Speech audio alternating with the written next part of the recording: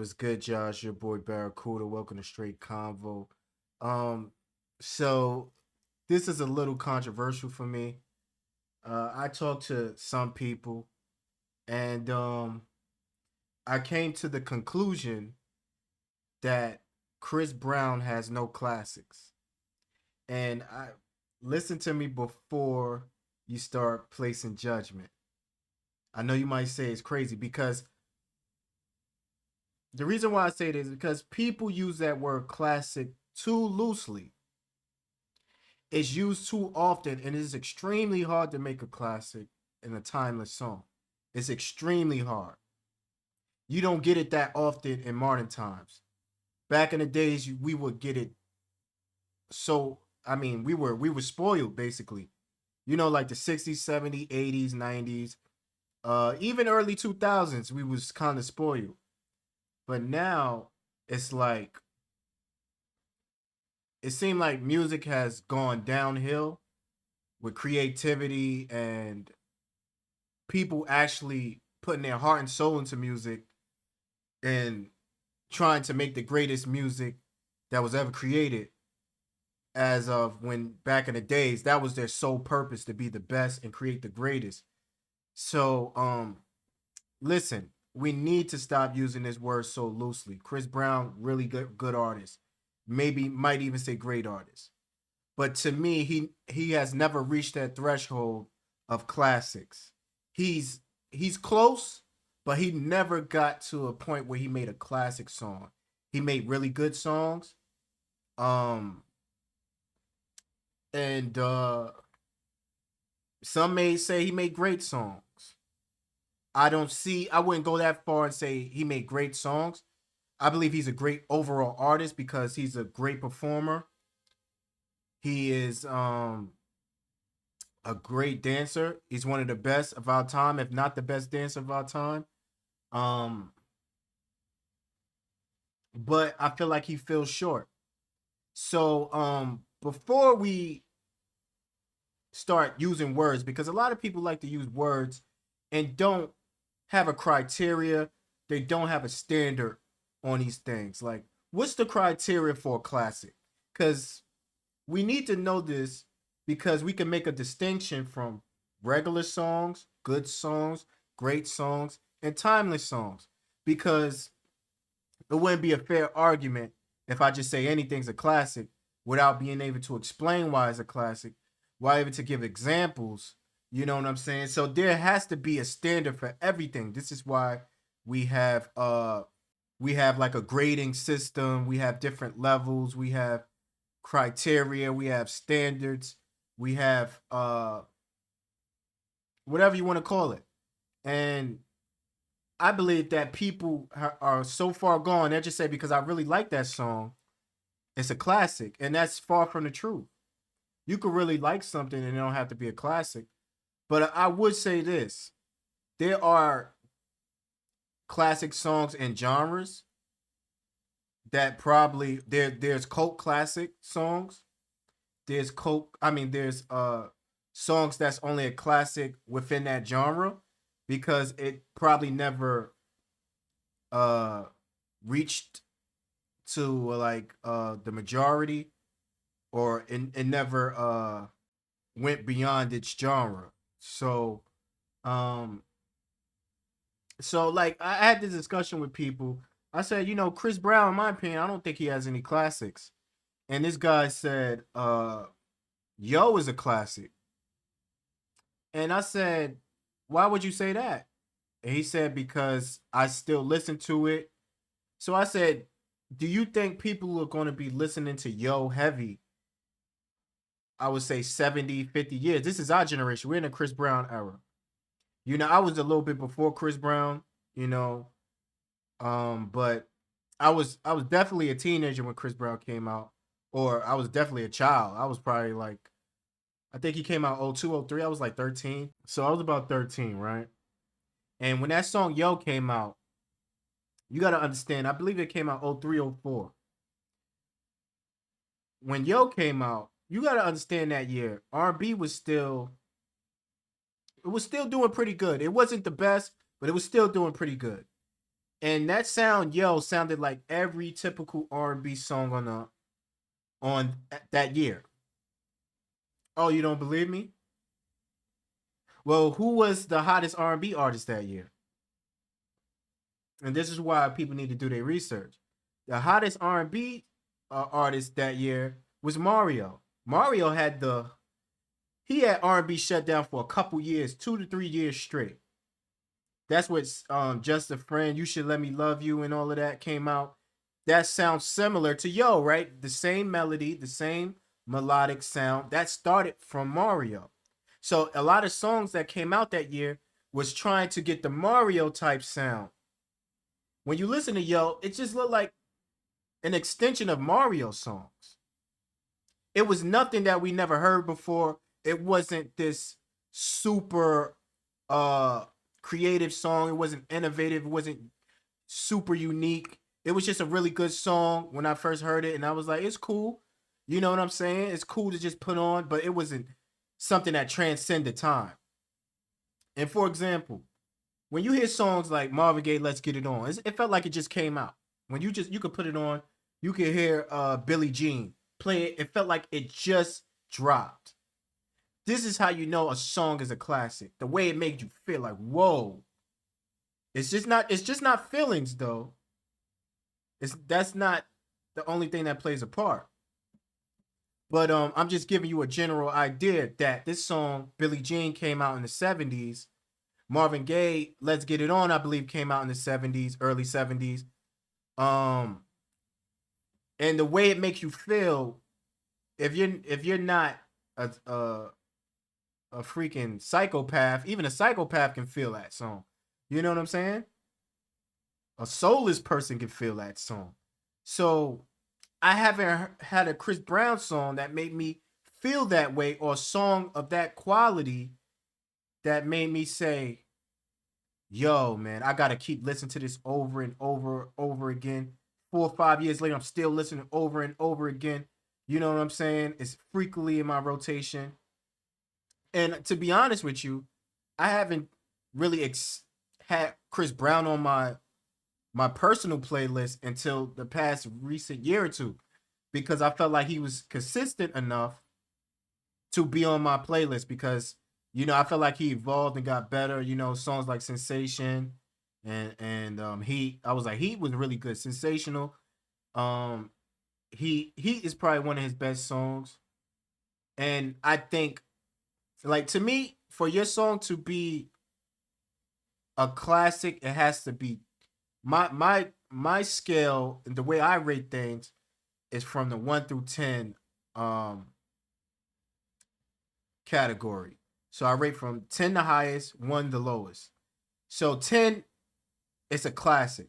11, it's like even better. If you can't get better than a classic. 12 is masterpiece. You know what I'm saying? It don't get better than a masterpiece. So that's how I rate. So on a scale of 1 through 10, I give Heat 8.5.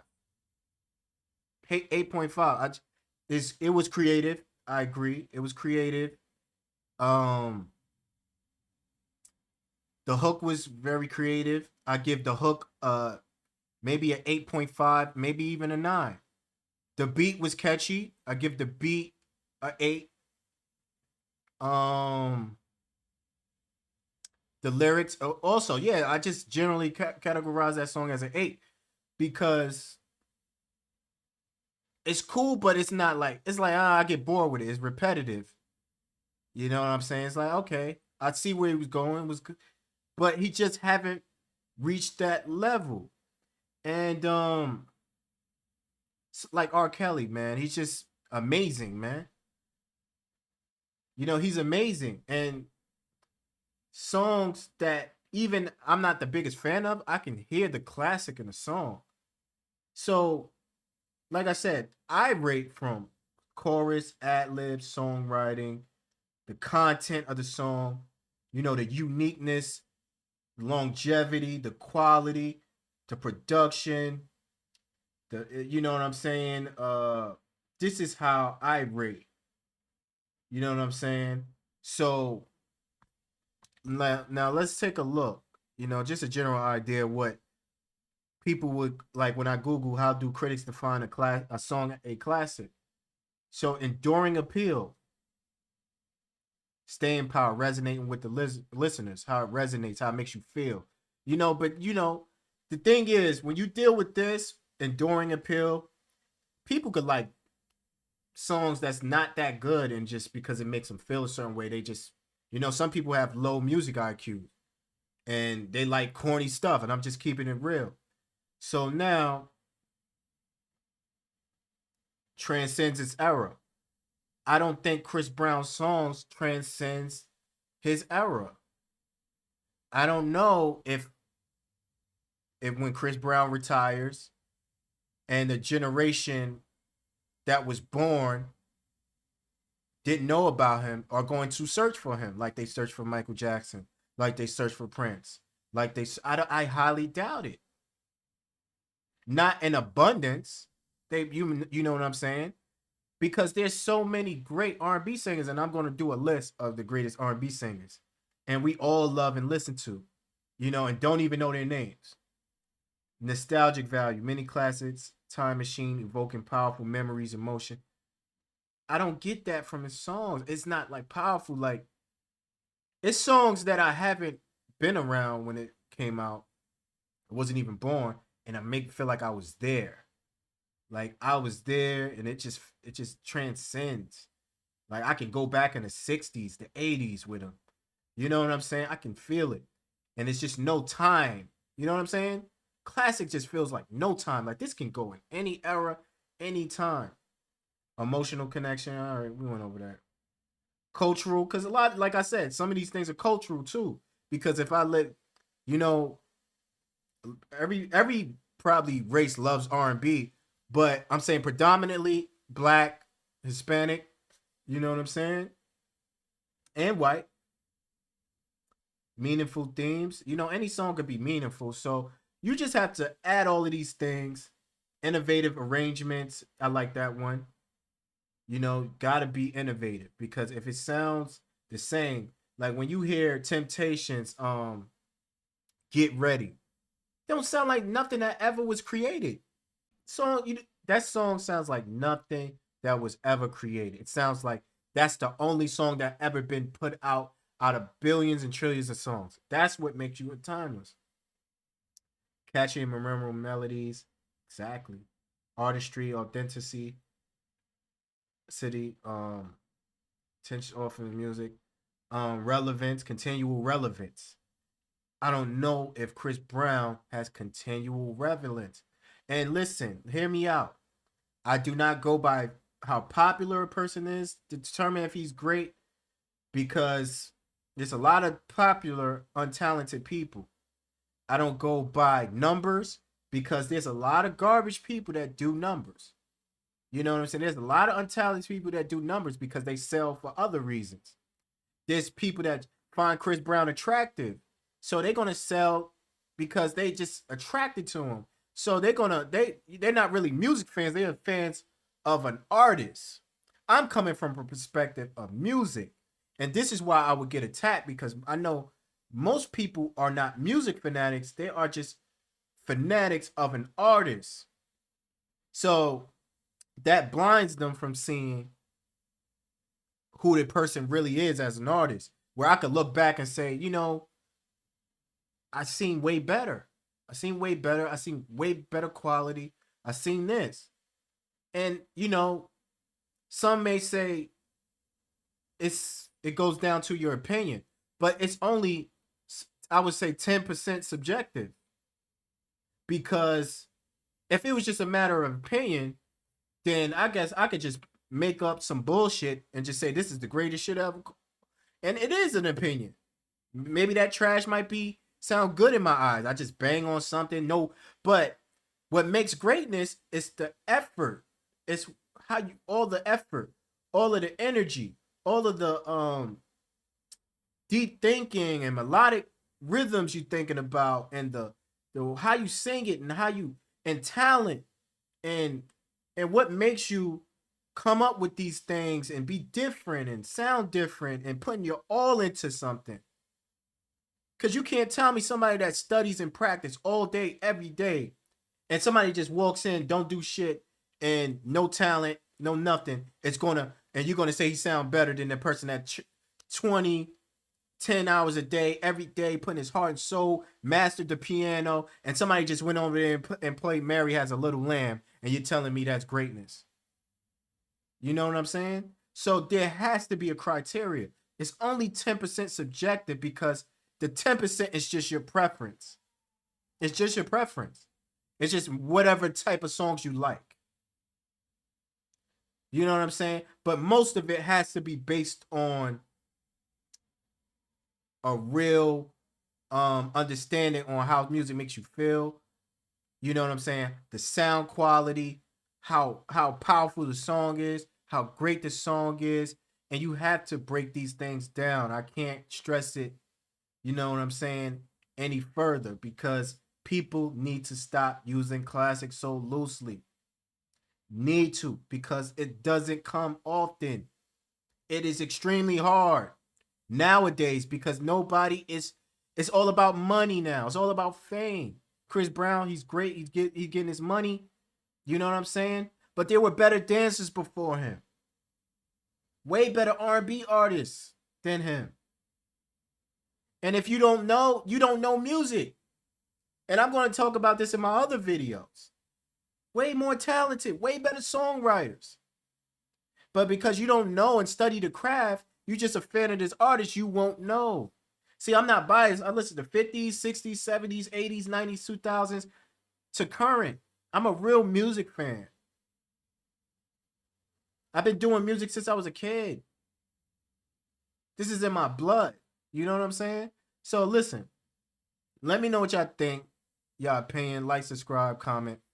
You know what I'm saying? It's your boy Barracuda. I'm out.